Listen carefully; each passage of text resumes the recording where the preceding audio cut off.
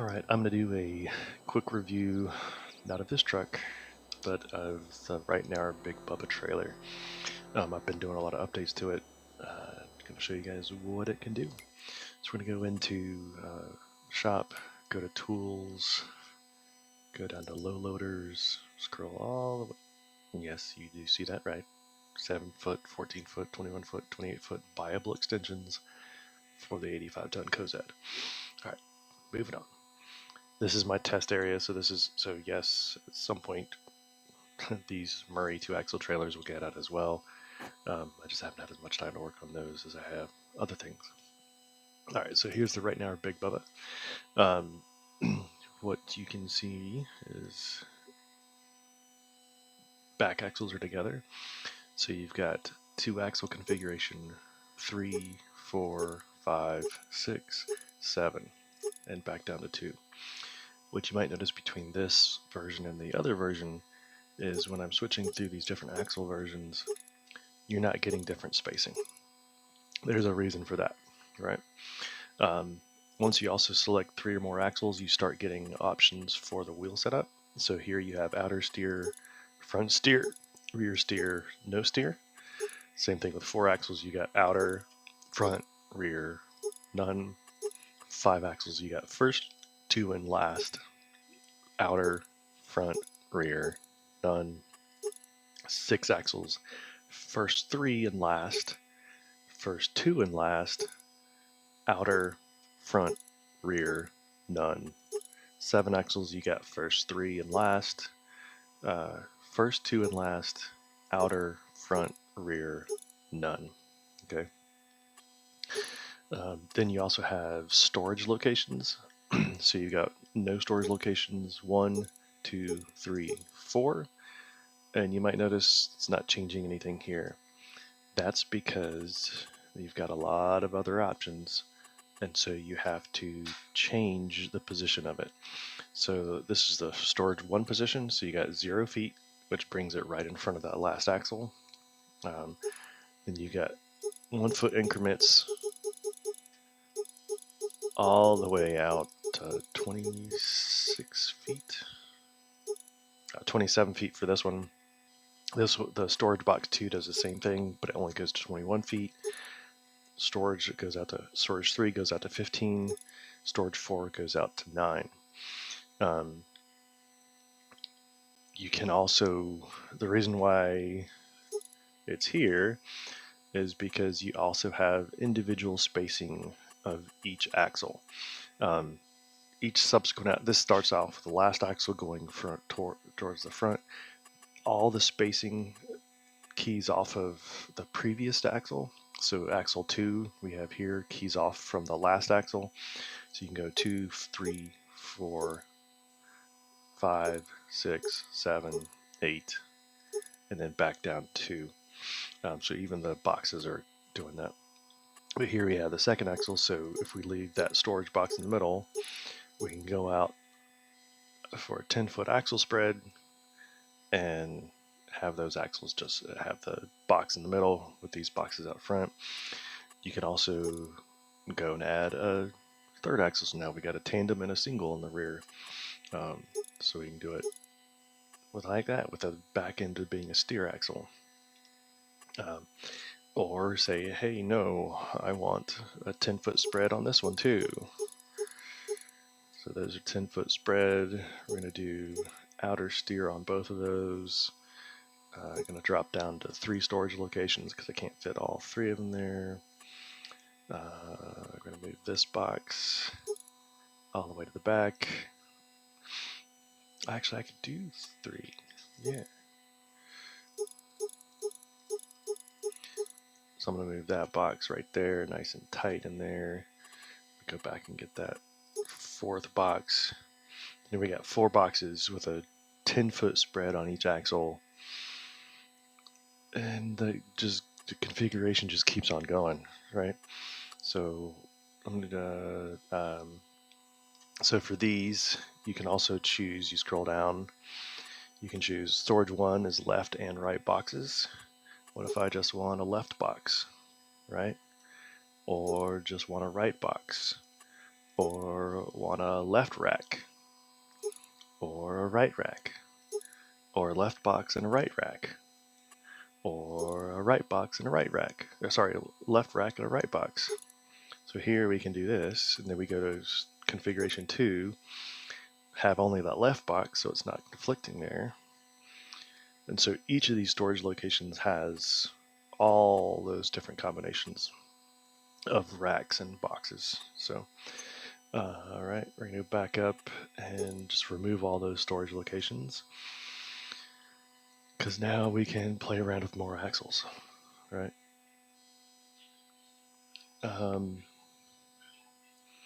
So 4 axles, 5 axles, 6 axles, 7 axles, and you notice they are all keying off the previous axle spacing. So if we drop this down to 6 foot, we can do 6 foot spacing, I think, for each axle. Not quite. The trailer's not quite long enough. But one thing you might notice is here, as you space an axle out further at 6 feet or more, it adds the mud flap in front of the previous axle, giving you that extra protection and stuff. So I mean, with this, yes, granted, like I can take this axle all the way out to 15 feet, right? And it's not in the right spot. But as you're configuring it, you've got to set it up to where it fits within the main frame of the trailer here. Because who knows? Yeah, granted. Yeah. So, I mean, there's that. Other configuration, you've got overside low sign, so none, split, Canadian, and full size.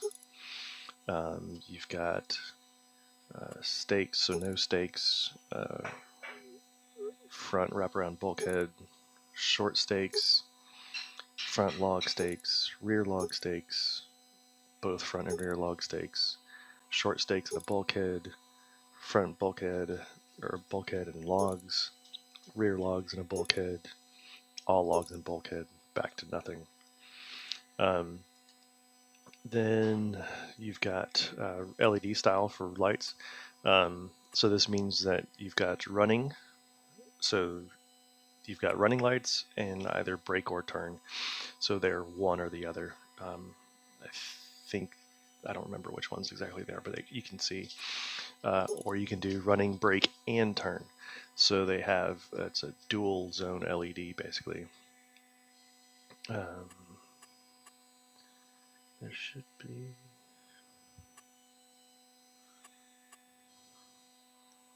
There should be something else.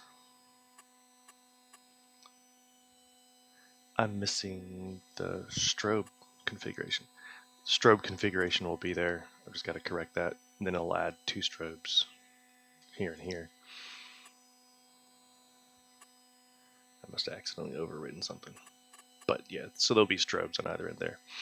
All right, so I'm going to get a trailer. Let's do a 10-foot spread.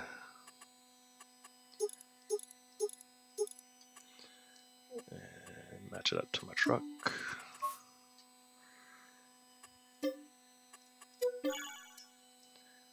And then I'll do this nice big bad boy.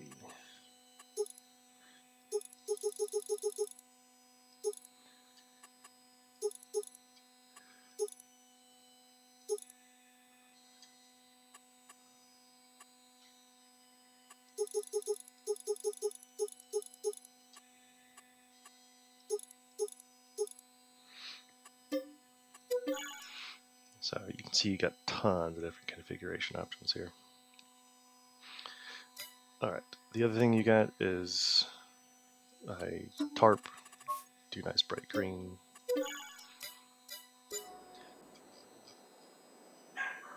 Oh, lovely.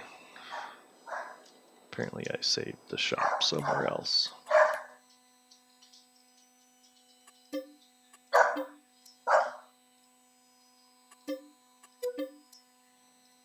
I don't know how I got saved there.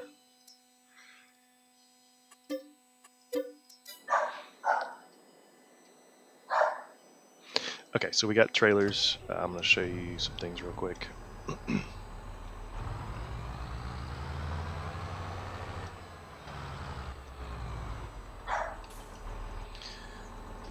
The landing gear does use interactive control, not simple interactive control.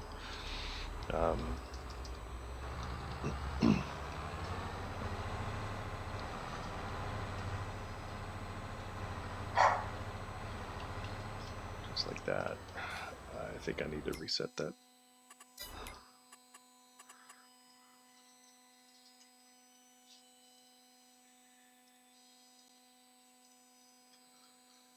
Yeah, I don't know where it went.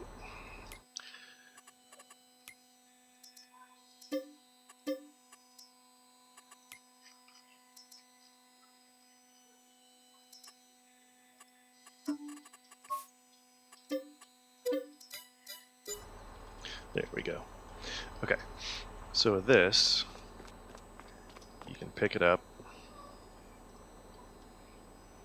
and you can move it to the front end of the truck. Sorry, front end of the trailer. Pop it right there. You should be able to get in and attach it just like that.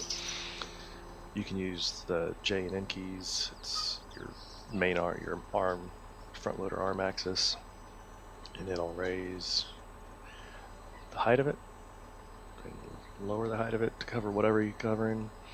And then K and M, which is the tool axis 1, will stretch it out and bring it back in. So you can do all sorts of, so if you only have a load up close to the front, you can cover that up. It's really tall, really short. You got a lot of different options there. So you can cover up your load. Alright, let me take that off.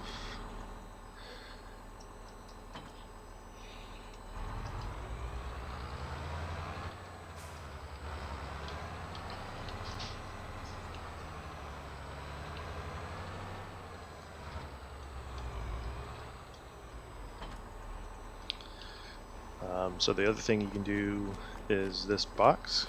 It's a, I think it's a 10-foot container within the live hair lithium. Scroll. It's a 10-foot shipping container. It's within the accessories pack for live hair that I did. This can be lifted by any of my cranes or forks as well. So I've got the fork slots in there, and it'll actually attach to the front, and you can have it locked in there. Other thing you've got is your lift axles. Those use axes, so you can see you can actually lift it up a little bit higher. So this is the first arm. This is the first tool. Second arm, second tool, third arm or tool. I've got it in the README file inside the zip. You can also fold to dump air out of the two axles that don't lift, so you can get it down nice and low, get it underneath stuff. I think that's about it. All right, catch y'all later.